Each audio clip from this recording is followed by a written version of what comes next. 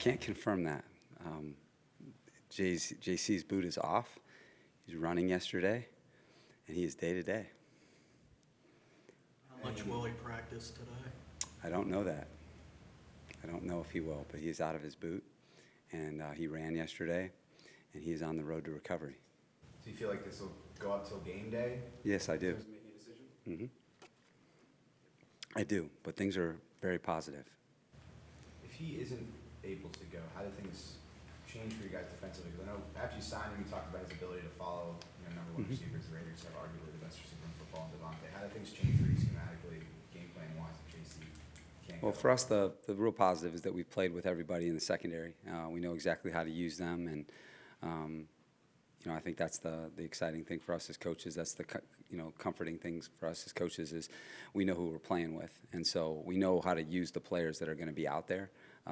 And so we have a lot of confidence in everybody that's going to go play out there, in that game, whomever it is, and make sure they're in the right role to do so. And our guys have had a really quality camp, as you guys have seen. I think we've really built the depth in our secondary. We're still that progress is still ongoing, but like you said, it's going to be a tough challenge versus those guys. Brandon, with the Raiders adding Devontae, what kind of a challenge does that present? Several. Devontae is one of the elite special players in the league.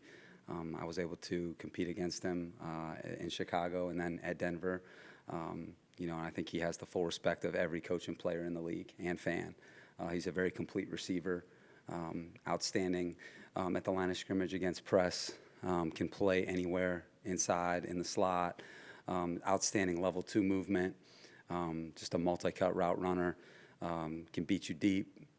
Can get the explosions in the deep part of the field, really good after the catch, really high football IQ, has really outstanding body control, and there's a reason why he has earned all the honors and the respect of everyone because and then how he competes too. So very, very, very complete football player. What do you expect Sony Michel's role to look like in Week 1? I think Sony is a complete runner. I think he gives us a lot of flexibility in how we want to deploy him on all downs. And one of the big reasons why we were attracted to him is because of that type of versatility and that he would be able to fit in seamlessly in a lot of different roles, and we wouldn't have to get too specific with him. And we really like that, and really glad that we have him for sure. Is he going to be the RB2, or is it still kind of being shaken out between him and some of the other guys? We're going to see how this week of practice goes, but I think anytime you're up on game day, you're going to be expected to carry the football and pass protect and catch the football. So, we're looking forward to him to having a big role in the game. Your season ending last year against the Raiders and then obviously starting this season against the Raiders, is that something you discussed with your team as far as like the emotion that might be still lingering? Do you channel any emotion going into this game based on how that ended? Yeah, both teams are completely different than the team that was at that last game. If you look at their team, they got brand new coaches, brand new players, brand new scheme.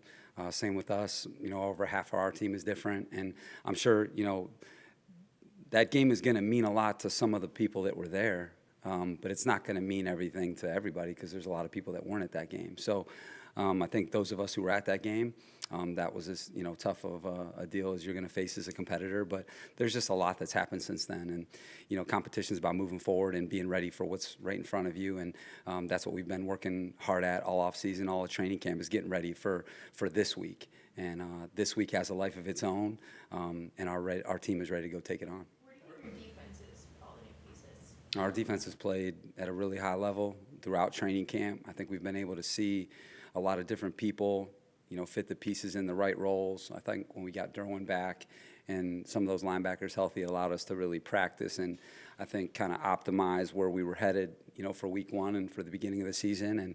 And full confidence in our group. And and at the same time, you got to be ready to go out there and figure it out. There's that element to the beginning where you guys got to figure it out together. So the one thing I'm excited about is who I'm figuring it out with. I really like who we're going to go compete with on Sunday. The question mark over JC, other than that, is there any other player that you don't expect to practice or not go? I think Donald Parham will be limited today. But other than that, I think we're going to be in good shape. What was your reaction when you saw Derwin this week? Every great actor has to change his or her look, and that's part of it. And he FaceTimed me over the weekend, and I'm in full support of that. Looks handsome, as long as I told him, as long as your wife is good with it, I mean, that's the main thing. I said, I'm gonna be good with whatever you do. But he was excited about it. Again, it gives you kind of a fresh sense of the beginning, and he looks good out there. He got a new haircut, got a new number, and but it's still the same Derwin. It's great advice regardless of the situation. It is, and he's rocked it before. He's been with Kai a long time, so he's had that look before. That was his draft day look, so he's still a young man. For you personally, Brandon, that Week 18 game last year, will that have any impact at all, either going into Sunday or on Sunday? Will you, In terms think of about it any more than any other It's game? just happened a long time ago, long time ago. And like I said, there's so many, everything's different about right now, everything. So it's about this week and pouring our team into this week of preparation and treating this week like it has a life of its own. And like I said, I'm really excited to go get into game week with this group. How would you characterize Josh McDaniels' coaching style? Josh is a very complete coach. I think he's a guy that's been successful with a lot of different types of groups. I think that he's been able to take different types of offensive groups and get them to play at a high level, and I really respect that. Coaches that really know how to use who they have and what they have. But a very complete coach. He comes from a coaching family. His father is one of the great coaches in the state of Ohio, which is where we're from. I grew up in Northeast Ohio, and his dad is a legendary high school coach. I worked with Josh's brother Ben in Chicago, who's also an outstanding coach, coaches for the Texans. And Josh has just been trained the right way. Very complete coach, offense, defense, kicking game. Very happy for him and his opportunity, and excited to compete. You mentioned just the new coaching staff across the board. Patrick Graham there on defense too. How are you guys approaching the game planning? Is it watching a lot of Patriots film to cover their offense and a lot of Giants film to cover Patrick? Just how are you sort of approaching the new schemes there? Yeah, you just you look at the coaches at their different stops, other coaches on their staff that they've maybe joined up with, and take a look at new players and where they've been before, and just try to piece it together the best you can. And then, like I told Lindsay, you got to be ready to figure it out on game day and have a lot of contingencies in place, because once that game expresses itself, you got to be ready to go, adjust, and play to it. So that'll be a big part of Sunday afternoon. Coach Staley, what makes this a great rivalry between the Raiders and small club? Well, I think anytime you go back as far as this rivalry has, and certainly this division, I think that I really like this part of the division, is just how far it goes back with these teams. And I think the history of the coaches, the history of the players, and I think, certainly with us being, on the West Coast, it's important to a lot of different people, here on the West Coast. And then in terms of the NFL, I think the ingenuity of both organizations, I think both organizations have had a real, an impact and footprint on, the legacy of the NFL. And I think that's also big, so again, really excited to be a part of it. There's a really good energy in the building from ownership down. Do you feel good energy? Does it feel different than in last season, maybe? I just, I feel more connected for sure, because we just know each other better. And I think, anytime you're able to have the same people, doing, a lot of the leadership type roles in our organization, I think that gives you a lot of confidence in terms of attacking a plan. And I think that's shown itself as just the alignment of our ownership and personnel department, coaching, business side, all those things. I think we have just full confidence in how we're doing things. And then what I think that does, it allows the players to just play at a high level, because they can sense that alignment and they can just go out and play and have fun playing this game. And that's what we've tried to do, is bring in the right people, not just players and coaches, but everybody, with the team. And I think that there is that vibe that, we have the right blueprint, and we have, more importantly, the right people. The goal always being to improve and to get better. How would you think this year's team will be better than last year's team? I mean, we're going to see here shortly, but I know that what's been out there on the practice field in the spring and the summertime, much different group of guys, and I like the competitive spirit, the competitive stamina this group has. I think this group has what it takes to go into a game week and do what it takes to compete at the highest level in the NFL. And that's what I'm looking at as a coach going into a game week is do we have what it takes to give the respect that a game week deserves in the NFL. And I know that we have that right now. You guys decided on captains? Yeah, we do, Daniel. Good question. Voted on by their teammates today. And I'm really excited about this. As you know, being a captain on an NFL football team, I can't imagine a higher honor.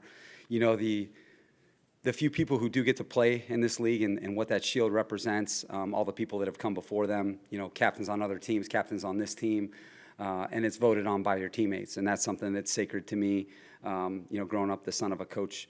I think it's the highest achievement that you could receive, from your teammates. And so we have 8 captains: Justin Herbert, Keenan Allen, Austin Eckler, Corey Linsley, Derwin James, Khalil Mack, Sebastian Joseph Day, and Joey Bosa. And those 8 guys will be, captains on this football team. They'll be wearing that C on their jersey. But, as I told the group, everyone on our team is going to have a hand in leading our football team. But I'm really proud of 8 of those guys. I think they've certainly earned that mantle of having a C on their chest. And I'm excited for them to represent us this year in 2022. Special teams was a bit of a roller coaster for you during the preseason, especially those coverage units. What's your level of confidence going in? Full confidence. Ryan Ficken and Chris Gold have done a really good job with this group. The preseason is about evaluation, and we were able to do that. But I think starting with our specialists, I really think that the additions of Josh Harris and bringing Dustin back, getting J.K., bringing in DeAndre, that's a good place to start. And then I think we have a lot deeper group of core special teams players. You will see starters on special teams. And so I'm excited to see what we can do. But we've practiced well, and now we got to go prove it on Sunday. Derek Carr, it seems to be one of these quarterbacks gets mixed opinions. Some think he's one of the elite, and then sometimes you hear he's just a middle of the pack guy. What's your take on that? He's one of the elite quarterbacks in the NFL. The people know what they're talking about, that know that Derek's an outstanding player. He's as good of a passer as there is just from his stroke. He's got a really pure stroke, very, very accurate, quick release, as sharp as they come at the line of scrimmage. He's got real toughness. You've seen, what his performance is in 2-minute throughout his career. Very complete quarterback, and I have full respect for him. I've been able to compete against him a number of times, and he deserves everyone's full respect because he's earned it.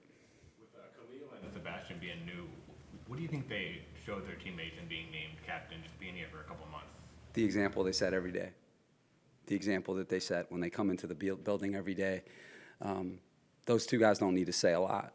Now they do at times, but it's just the example that they set on a day-to-day basis, and it doesn't take people long to see. And that's why, you'll see some guys like them be elected captain being new on a team is because they've commanded everyone's full attention, and they've earned it. Any thoughts on Francis Tiafoe knocking off your boy Rafa? Yeah, so this guy was really aggressive. Rafa's not 100%, but this Tiafoe guy is really, really good. I told you the future of men's tennis is really bright, and this guy, he's really athletic. He can hit all the shots.